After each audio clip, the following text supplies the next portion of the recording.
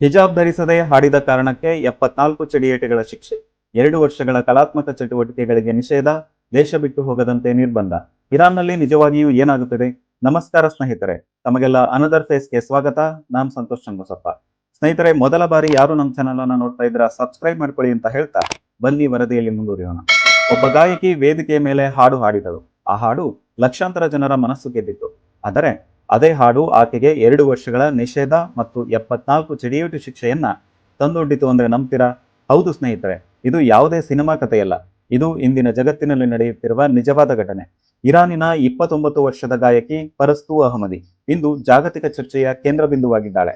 ಕಾರಣ, ಅವರು ಒಂದು ಸಂಗೀತ ಕಾರ್ಯಕ್ರಮದಲ್ಲಿ ಹಿಜಾಬ್ ಧರಿಸದೆ ಹಾಡು ಹಾಡಿದ್ದಾರೆ. ಆದರೆ ಒಂದು ಹಾಡು ಹಾಡಿದ್ದಕ್ಕೆ ಇಷ್ಟು ದೊಡ್ಡ ಶಿಕ್ಷೆ ಯಾಕೆ ಅಂತ ನಿಮ್ಗನ್ನಿಸಬಹುದು.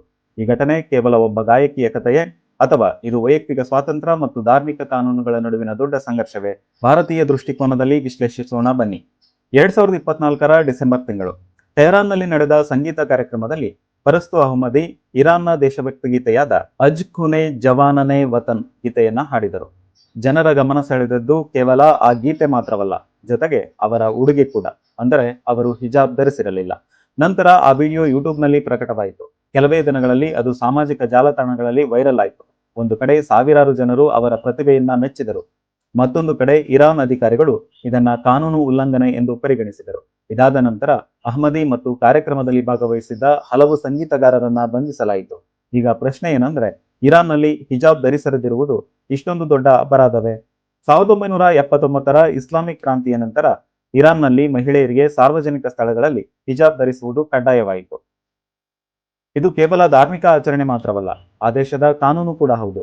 ಆದ್ದರಿಂದ ಹಿಜಾಬ್ ಇಲ್ಲದೆ ಸಾರ್ವಜನಿಕವಾಗಿ ಕಾಣಿಸಿಕೊಳ್ಳುವುದು ಅಥವಾ ಕಾರ್ಯಕ್ರಮ ನಡೆಸುವುದು ಕಾನೂನು ಉಲ್ಲಂಘನೆ ಎಂದು ಅಲ್ಲಿನ ಸರ್ಕಾರ ಪರಿಗಣಿಸುತ್ತದೆ. ಭಾರತದಲ್ಲಿ ನೋಡಿದರೆ ಪರಿಸ್ಥಿತಿ ಸಂಪೂರ್ಣ ವಿಭಿನ್ನವಾಗಿದೆ. ಇಲ್ಲಿ ಯಾರಾದರೂ ಹಿಜಾಬ್ ಧರಿಸಬಹುದು ಅಥವಾ ಧರಿಸದೇ ಇರಬಹುದು. ಇದು ಬಹುತೇಕ ವೈಯಕ್ತಿಕ ಆಯ್ಕೆಯ ವಿಷಯವಾಗಿರುತ್ತದೆ. ಆದರೆ ಇರಾನ್ನಲ್ಲಿ ಈ ವಿಷಯ ಸರ್ಕಾರದ ಕಾನೂನು ವ್ಯಾಪ್ತಿಗೆ ಬರುತ್ತದೆ.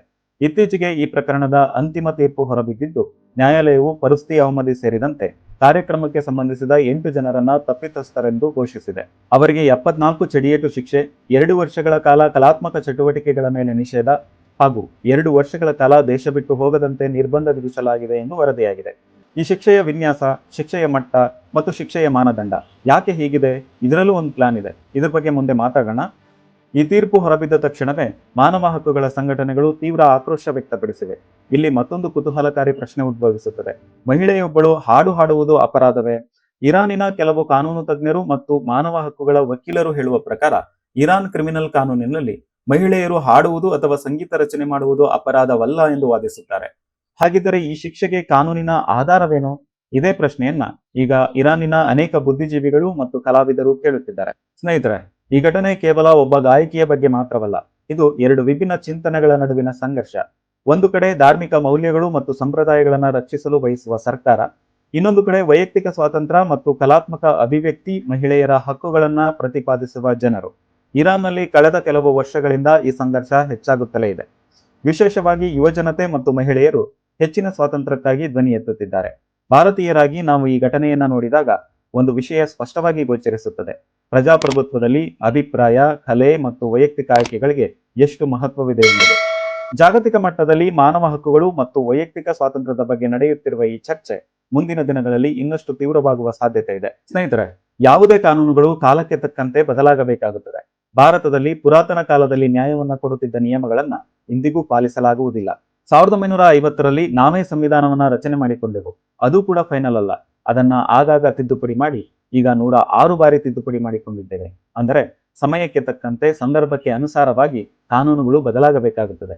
ಆದರೆ ಧಾರ್ಮಿಕ ಕಟ್ಟಳೆಗೆ ಒಳಗಾಗಿ ಅತಿಯಾದ ಧರ್ಮ ಪಾಲನೆಯ ಹೆಸರಿನಲ್ಲಿ ಪುರಾತನ ಕಾಲದ ಕಾನೂನುಗಳನ್ನೇ ಪಾಲಿಸುತ್ತೇವೆ ಎಂದರೆ ಅದು ಕಾಲಕ್ಕೆ ಹೊಂದಿಕೊಳ್ಳುವುದಿಲ್ಲ. ಧರ್ಮ ರಕ್ಷಿಸಬೇಕು, ಪಾಲನೆ ಮಾಡಬೇಕು, ಆದರೆ ಜೊತೆಗೆ ಸಾಮಾಜಿಕ ಬದಲಾವಣೆಯನ್ನ ಒಪ್ಪಿಕೊಳ್ಳಲೇಬೇಕು. ಬದಲಾವಣೆ ಜಗದ ನಿಯಮ. ಈ ಪರಿಸರ ಸೃಷ್ಟಿಯಾಗಿರುವುದೇ ಪರಿವರ್ತನೆಯ ಆಧಾರದ ಮೇಲೆ. ಜಗತ್ತಿನಲ್ಲಿ ಹಲವಾರು ಜೀವಿಗಳು ಸೃಷ್ಟಿಯಾಗುತ್ತವೆ. ಆ ಜೀವಿಗಳಲ್ಲಿ ಪರಿಸರ ಬದಲಾದಂತೆ ಆ ವಾತಾವರಣಕ್ಕೆ ಹೊಂದಿಕೊಳ್ಳುವ ಹೊಸ ಗುಣವನ್ನ ಅವು ಪಡೆದುಕೊಳ್ಳುತ್ತವೆ. ಆಗ ಮಾತ್ರ ಅವು ಬದುಕುಳಿಯಲು ಸಾಧ್ಯ. ಬದಲಾವಣೆಗೆ ಹೊಂದಿಕೊಳ್ಳದ ಯಾವುದೇ ಜೀವಿ ನಾಶವಾಗುತ್ತದೆ ಎಂದು ಡಾರ್ವಿನನ ವಿಕಾಸವಾದದಲ್ಲಿ ನೋಡುತ್ತೇವೆ. ಅದು ಕೇವಲ ಪರಿಸರಕ್ಕೆ ಸಂಬಂಧಿಸಿದಲ್ಲ, ಯಾವುದೇ ಧರ್ಮ, ಭಾಷೆ, ರಾಜಕೀಯ, ಸಮಾಜ ಎಲ್ಲದಕ್ಕೂ ಅನ್ವಯಿಸುತ್ತದೆ.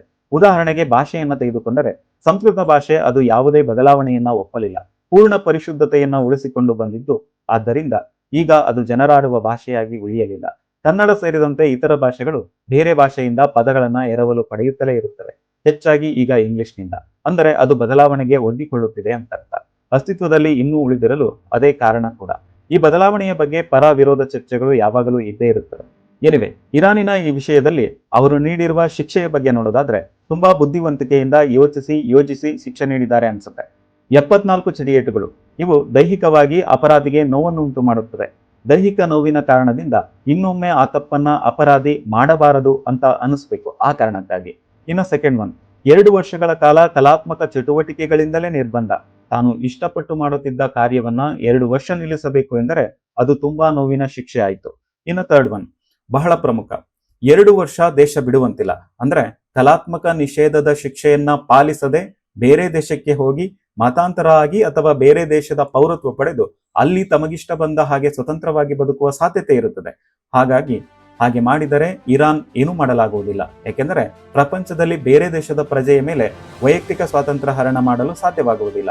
ಮತ್ತು ಇರಾನ್ ನೆಲದ ಕಾನೂನನ್ನ ಉಲ್ಲಂಘಿಸುವ ಸುಲಭ ಉಪಾಯವನ್ನ ತಡೆಯುವ ಪ್ರಯತ್ನವನ್ನ ಈ 3ನೇ ಶಿಕ್ಷೆಯ ಮೂಲಕ ಮಾಡಿದ್ದಾರೆ ಅಂತ ಅನ್ಸುತ್ತೆ. ಹಾಗಾದ್ರೆ ಸ್ನೇಹಿತರೆ, ಹಿಜಾಬ್ ಧರಿಸದೆ ಹಾಡು ಹಾಡಿದ್ದಕ್ಕೆ 74 ಚಡಿಯೇಟು ಶಿಕ್ಷೆ ನೀಡುವುದು ನ್ಯಾಯವೇ, ಅಥವಾ ಇದು ವೈಯಕ್ತಿಕ ಸ್ವಾತಂತ್ರ್ಯದ ಮೇಲೆ ದಾಳಿ ಎಂದು ನೀವು ಭಾವಿಸ್ತೀರಾ? ನಿಮ್ಮ ಅಭಿಪ್ರಾಯನ ಕಮೆಂಟ್ ಅಲ್ಲಿ ತಿಳಿಸಿ. ಈ ವಿಡಿಯೋ ಇಷ್ಟ ಆಗಿದ್ರೆ ಒಂದು ಲೈಕ್ ಮಾಡಿ, ನಮ್ಮ ಚಾನಲ್ ಅನ್ನ ಸಬ್ಸ್ಕ್ರೈಬ್ ಮಾಡಿ ಅಂತ ಹೇಳ್ತಾ ಇಷ್ಟೊತ್ತು ನಮ್ಮ ವಿಡಿಯೋನ ನೋಡಿದ್ದಕ್ಕಾಗಿ ತಮಗೆಲ್ಲ ಧನ್ಯವಾದಗಳನ್ನು ತಿಳಿಸ್ತೀನಿ. Thank you so much for watching.